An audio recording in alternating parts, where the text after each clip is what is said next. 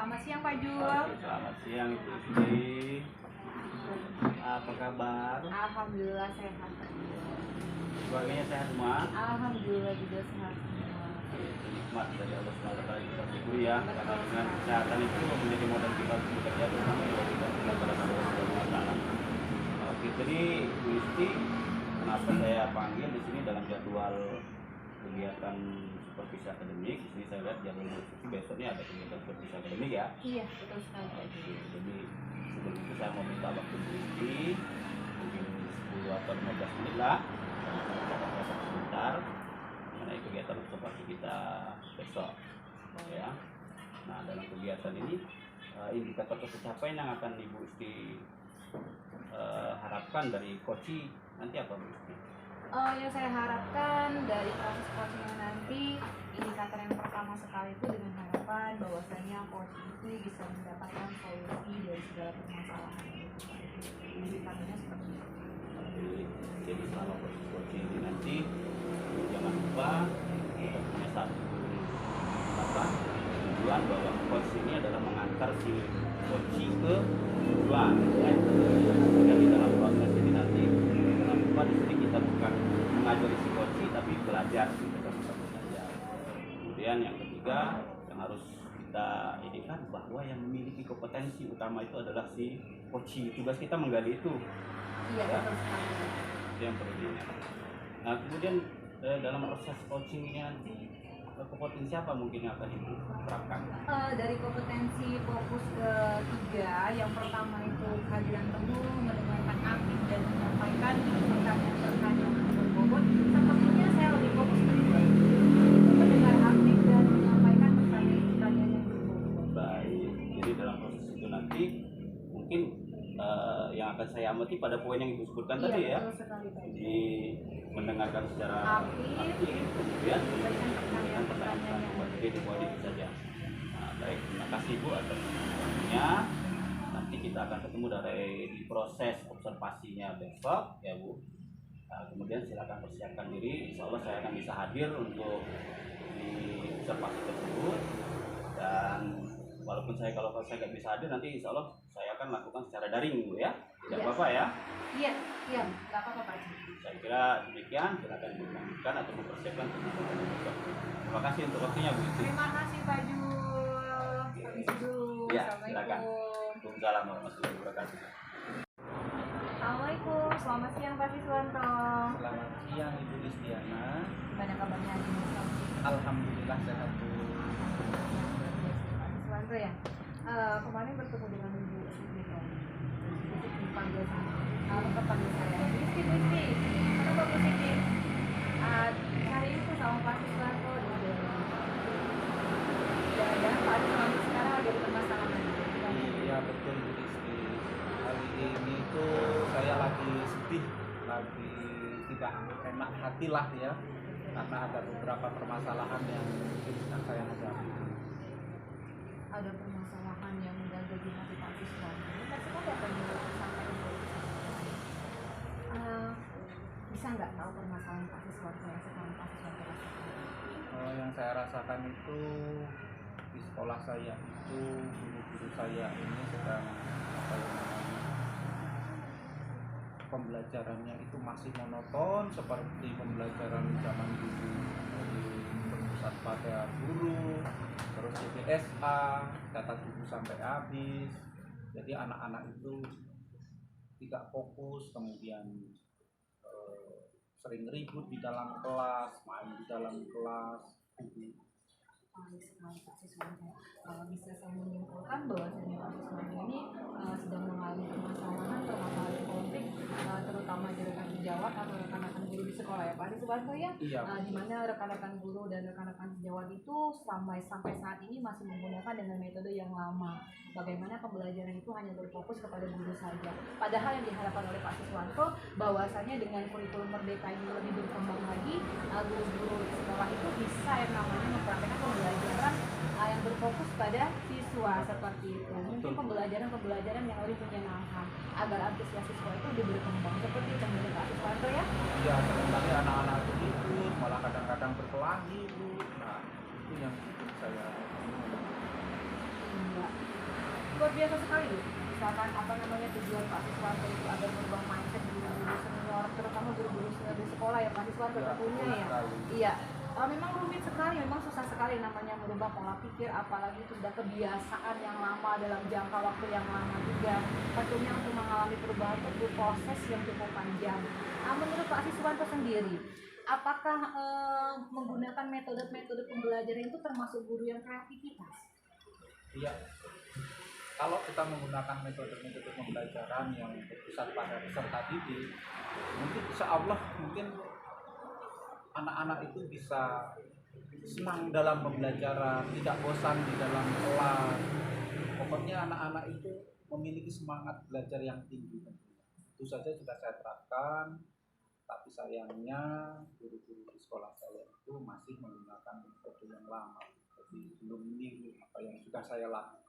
Iya, baik Pak Siswanto. Jadi saya mengambil kesimpulan sekali lagi bahwasanya Pak Siswanto mengharapkan guru-guru sekolah itu ada lebih kreatif lagi dengan cara mengolah metode pembelajaran yang dulunya berfokus pada guru, namun yang diharapkan Pak Siswanto untuk mengubah metode pembelajaran yang berpihak pada guru. Tentunya saja pembelajaran yang menyenangkan. Menurut Pak Siswanto sendiri, guru kreatif itu seperti apa Pak Sis? Guru kreatif itu kalau menurut saya ya, yang punya selalu terobosan baru, inovasi-inovasi baru dalam pembelajaran. Sebagai contoh yang sudah saya lakukan itu pembelajaran memadukan antara bermain sambil belajar. Jadi anak-anak itu tidak bosan di dalam kelas terus, tidak ribut di dalam kelas terus, malah kadang-kadang sampai berantem. Dengan metode pembelajaran seperti bermain sambil belajar itu, anak-anak itu senang loh. Karena memang masa anak-anak itu adalah masa yang mereka senang bermain. Dengan menerapkan kita metode bermain sambil belajar, insya Allah anak-anak itu senang dengan pembelajaran yang kita lakukan. Betul sekali Pak Siswanto. Pembelajaran kan kompeten-kompeten siswa itu malah lebih muncul ya Pak Siswanto ya. Menurut Pak Siswanto sendiri, di sekolah Pak Siswanto terutama khusus untuk guru-gurunya dari level 1 nih sampai dengan level 10, tingkat kreativitasnya itu berada di level berapa? Kalau menurut saya itu masih berada di tingkatan level 4 atau 5 lah. Dan harapan pencapaian selanjutnya untuk berkembang itu sampai ke level berapa Pak Sis? Harapan saya bisa mencapai level 8 atau 9, karena kalau 10 itu terlalu sempurna, jadi 8 sampai 9 itu sudah cukup bagus. Luar biasa sekali, artinya harapan Pak Siswanto untuk selanjutnya itu bisa lebih berkembang lagi tingkat kreativitasnya agar merubah yang namanya metode pembelajaran yang awalnya itu hanya berpihak pada guru, tapi berubah dengan metode pembelajaran yang berpihak pada murid atau metode pembelajaran yang lebih menyenangkan sekali. Dan menurut Pak Siswanto sendiri, untuk ketercapaian dari level 4 ke level 9, apa yang akan Pak Siswanto lakukan? Yang akan saya lakukan tentunya semakin banyak melakukan praktek baik pada guru-guru saya dalam komunitas belajar yang ada di sekolah saya, kemudian contohkan pembelajaran yang berpusat kepada murid. Itulah yang akan saya lakukan. Jadi fokus saya adalah berbagi praktik baik terus menerus kepada mereka dan mencontoh. Luar biasa sekali mengharap ketercapaian tujuan itu agar bisa terrealisasi. Tentunya praktik baik itu yang dilaksanakan secara bersama-sama atau berkolaborasi dengan rekan-rekan mungkin lebih memudahkan. Kira-kira menurut pendapat Pak Siswanto sendiri, untuk ketercapaian tujuan agar guru semakin lebih kreatif, ada nggak rekan-rekan guru yang bisa diajak lebih kolaboratif? Ada Bu. Kalau di sekolah saya itu banyak guru-guru P3K baru yang masih muda-muda, yang masih energi.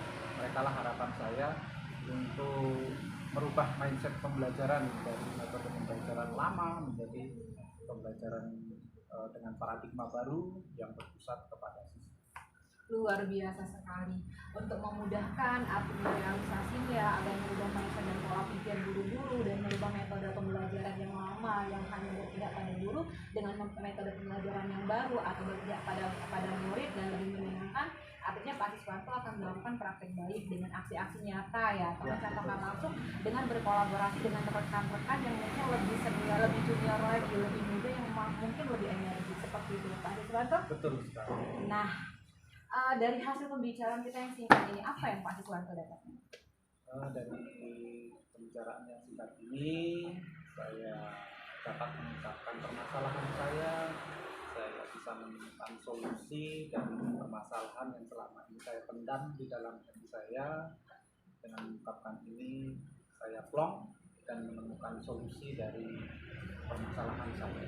Alhamdulillah, artinya permasalahan Pak Siswanto di awal, Pak Siswanto menemukan solusinya dengan harapan dan mudah-mudahan tujuan yang dicapai bisa terlaksana. Amin.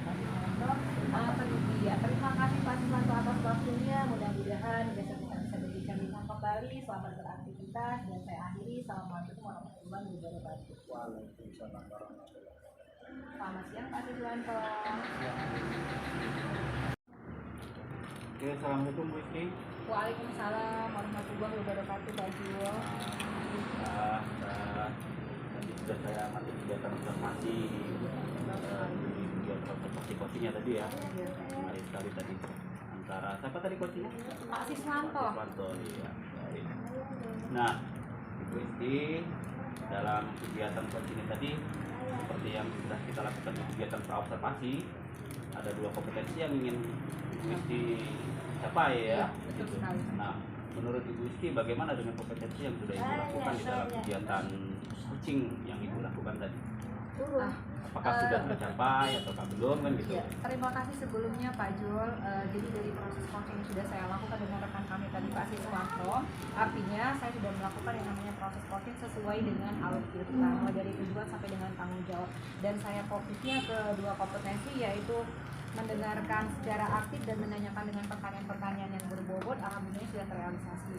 Namun ada lagi kompetensi atau indikator yang ingin saya lebih capai lagi, atau lebih fokus ke bagaimana cara coach ini mendapatkan solusi dari permasalahan tersebut. Seperti itu Pak Ibu. Berarti ada di memberikan pertanyaan-pertanyaan yang bisa menggali informasi Iya, betul terhadap sekali Pak Ibu. pemecahan masalah coaching. Tapi tetap kita jangan lupa bahwa di sini kita fokus pada coaching bukan pada Iya, masalah ya. betul Itu sekali. kalau kita fokus pada masalah nanti kita berubah nanti tidak sesuai pada prinsip dalam pembelajaran coaching. Itu satu yang akan ya. Kemudian rencana apa yang akan dilakukan terhadap kegiatan coaching ini untuk selanjutnya?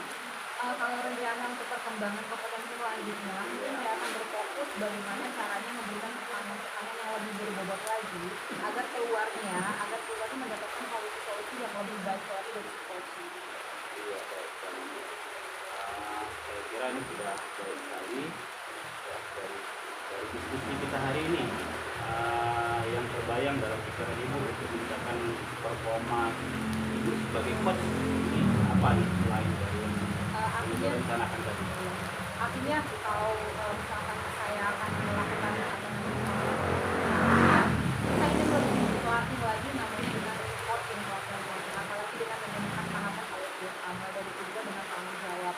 Saya harus berusaha memaksimalkan waktu dan memaksimalkan tempat, dan juga saya harus fokus kepada tujuan agar coach itu bisa mendapatkan apa yang dituju dan bisa mendapatkan solusi yang terbaik dari segala masalah. Kemudian kita jangan lupa juga untuk menggali informasi pertanyaan-pertanyaan berbobot di sana. Jangan lupa kita pakai jadi rasa. Karena itu bisa membantu kita untuk menggali pertanyaan-pertanyaan atau informasi melalui pertanyaan-pertanyaan yang diberikan gitu ya. Oke, saya rasa semuanya sudah berjalan dengan baik. Ibu telah memahami prinsip dari coaching, ibu telah menerapkan kompetensi yang diharapkan dalam saya kira demikian Ibu. Terima kasih untuk waktunya. Semoga pertemuan kita pada hari ini bermanfaat. Amin. Terima kasih sebelumnya Pak Jul. Saya mau izin dulu. Selamat menjalankan aktivitas Ibu. Terima kasih Pak Jul.